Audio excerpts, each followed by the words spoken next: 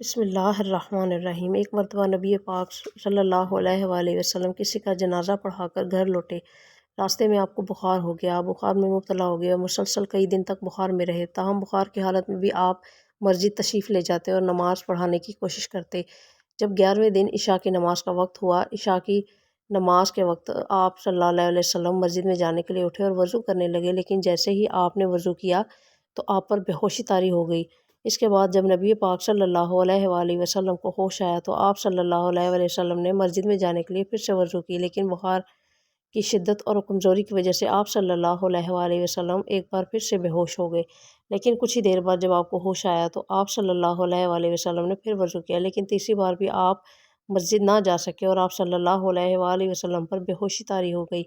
جب تیسری بار ہوش میں آیا تو آپ صلی اللہ علیہ وآلہ وسلم نے حضرت عائشہ رضی اللہ تعالیٰ عنہا سے فرمایا، اے عائشہ کیا نماز ہو گئی ہے؟ جس پر حضرت عائشہ رضی اللہ تعالیٰ عنہا نے فرمایا، یا رسول اللہ صلی اللہ علیہ وآلہ وسلم ابھی نماز نہیں ہوئی، مسجد میں سب آپ کا انتظار کر رہے ہیں۔ سن کر نبی پاک صلی اللہ علیہ وآلہ وسلم نے فرمایا، اے عائشہ ابو بکر سے کہو نماز پڑھائے۔ اس کے بعد جب حضرت ابو بکر رضی اللہ تعالیٰ عنہا تک یہ خبر پہنچائی گئی، اللہ کے نبی کا حکم سن کر جب حضرت ابو بکر رضی اللہ تعالیٰ عنہ پہلی بار رسول اللہ صلی اللہ علیہ وآلہ وسلم کے مصلی پر کھڑے ہوئے، جیسے ہی حضرت ابو بکر صدیق رضی اللہ تعالیٰ عنہ مصلی پر کھڑے ہوئے تو آپ پر کبکبی طاری ہو گئی اور آپ رضی اللہ تعالیٰ عنہ بے اختیار رونے لگے۔ جب حضرت ابو بکر رضی اللہ تعالیٰ عنہ کے رونے کی آواز نبی پاک صلی اللہ علیہ وآلہ وسلم کے کانوں میں پڑی تو آپ صلی اللہ علیہ وآلہ وسلم ہمت جمع کر کے مسجد کی طرف تشریف لے گئے اور بیٹھ کر نماز پڑھائی۔ نماز ختم ہونے کے بعد آپ صلی اللہ علیہ وآلہ وسلم نے بیٹھ کر ایک خطبہ ارشاد فرمایا، جس میں آپ صلی اللہ علیہ وسلم نے ارشاد فرمایا، اے مسلمانوں، میں آپ کو اللہ کے سپرد کرتا ہوں، اس کی پناہ اور حفاظت میں دیتا ہوں، آپ کو اللہ کے حوالے کرتا ہوں۔ اللہ آپ کی اس وقت تک نگہبانی اور حفاظت فرماتا رہے گا جب تک تم لوگ تقوی پر قائم رہو گے اور اپنے اللہ کی فرما برداری کی زندگی گزارتے رہو گے۔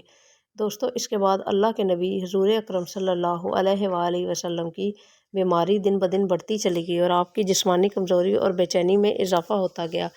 اس کے بعد 14ویں دن جب مسجد نبوی سے فجر کی آواز بلند ہوئی تو مدینے کے مسلمان مسجد میں پہنچے۔ ادھر نبی پاک صلی اللہ علیہ وآلہ وسلم بھی نماز کی ادائیگی کے لیے بستر سے اٹھنے کی کوشش کرنے لگے، مگر بیماری سخت اور بخار اور کمزوری کی وجہ سے آپ کا اٹھنا مشکل ہو گیا۔ پھر آپ نے حضرت عائشہ رضی اللہ تعالیٰ عنہ سے فرمایا کہ حضرت ابو بکر صدیق رضی اللہ تعالیٰ عنہ سے کہو کہ نماز پڑھا دیں۔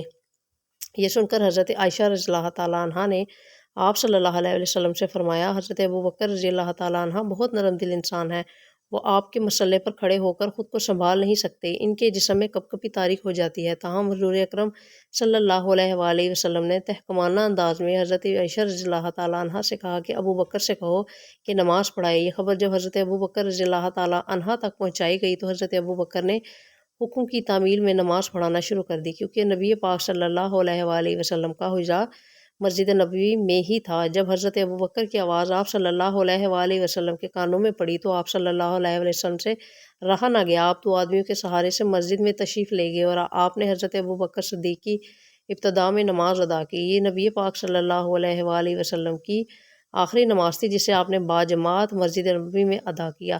نماز کے بعد صحابہ حضور اکرم صلی اللہ علیہ وآلہ وسلم کی حالت دیکھ کر پریشان ہو گئے۔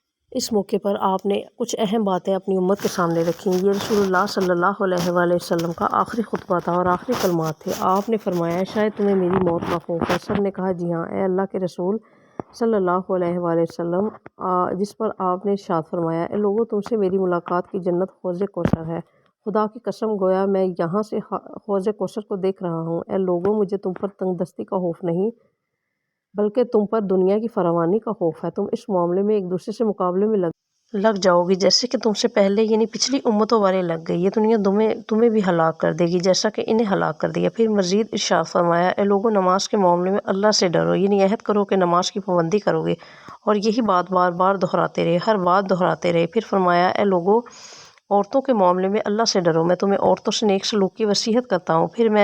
پھر مزید فرمایا کہ اے لوگو، ایک بندے کو اللہ نے اختیار دیا ہے کہ دنیا کو چن لے یا اسے چن لے جو اللہ کے پاس ہے، تو اس نے اسے پسند کیا جو اللہ کے پاس ہے۔ اس جملے سے نبی پاک صلی اللہ علیہ وآلہ وسلم کا مقصد کوئی نہ سمجھا، حالانکہ ان کی اپنی ذات مراد تھی، جبکہ حضرت ابوبکر صدیق رضی اللہ تعالیٰ عنہ وہ تنہا شخص تھے جن کو اس جملے کی سمجھ آئی، اور وہ زاروں قطار رونے لگے اور بلند آواز سے گریہ کرتے ہوئے اٹھ کھڑے ہوئے اور پکارنے لگے، ہمارے ماں باپ آپ پر قربان، ہماری مائیں آپ پر قربان، ہمارے بچے آپ صلی اللہ علیہ وآلہ وسلم پر قربان، ہمارے مال و دولت آپ پر قربان۔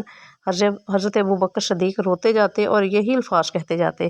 صحابہ کرام ناگواری سے حضرت ابوبکر صدیق رضی اللہ تعالیٰ عنہ کی طرف دیکھنے لگے کہ انہوں نے نبی کریم صلی اللہ علیہ وآلہ وسلم کی بات کیسے کاٹی۔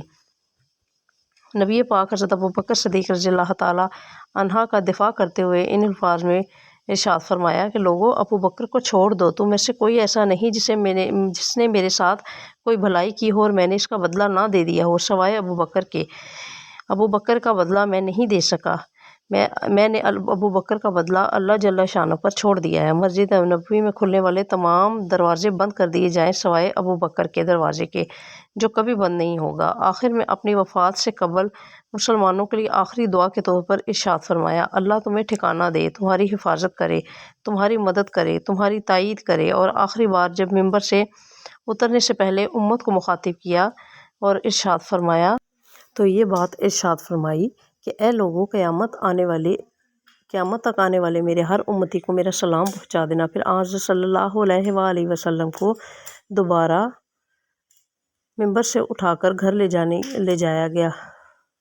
مزید حضرت عائشہ صدیقہ رضی اللہ تعالیٰ عنہ ارشاد فرماتی ہیں کہ آپ صلی اللہ علیہ وآلہ وسلم کی بیٹی فاطمہ تشریف لائیں اور آتے ہی رو پڑیں، کیونکہ نبی کریم اٹھ نہ سکے، کیونکہ نبی کریم صلی اللہ علیہ وآلہ وسلم کا معمول تھا کہ جب بھی فاطمہ علیہ السلام تشریف لاتی ہیں، حضور اکرم صلی اللہ علیہ وآلہ وسلم ان کے ماتھے کا بوسہ دیتے، اور حضور اکرم صلی اللہ علیہ وآلہ وسلم نے فرمایا، اے فاطمہ میرے قریب آ جاؤ۔ پھر حضور نے ان کے کان میں کوئی بات کہی تو حضرت بی بی فاطمہ سلام اللہ علیہا رونے لگیں۔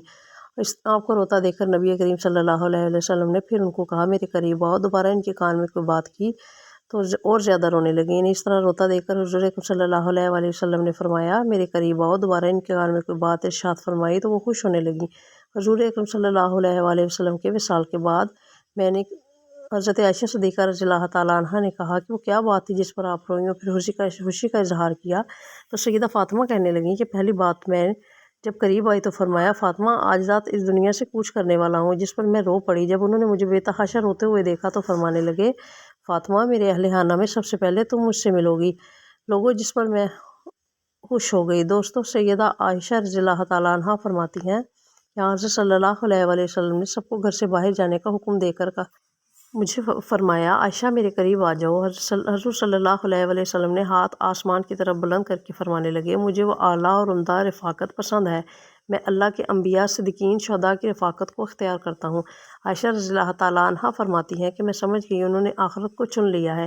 جبریل علیہ السلام خدمت اقدس میں حاضر ہو کر گویا ہوئے، یا رسول اللہ صلی اللہ علیہ وآلہ وسلم، ملک الموت دروازے پر کھڑے ہیں اور شرف باری چاہتے ہیں۔ انہوں نے پوچھا، جبریل اسے آنے دو۔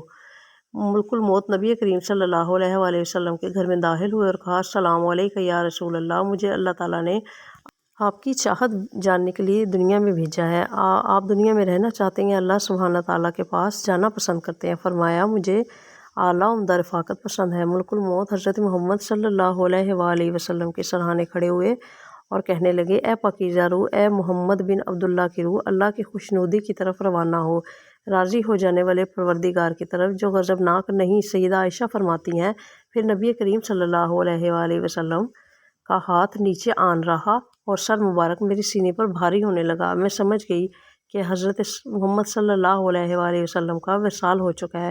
مجھے اور تو کچھ سمجھ نہیں آیا تو میں اپنے حجرے سے نکلی اور مسجد کی طرف دروازہ کھول کر کہا، رسول اللہ صلی اللہ علیہ وآلہ وسلم کا وصال ہو گیا ہے۔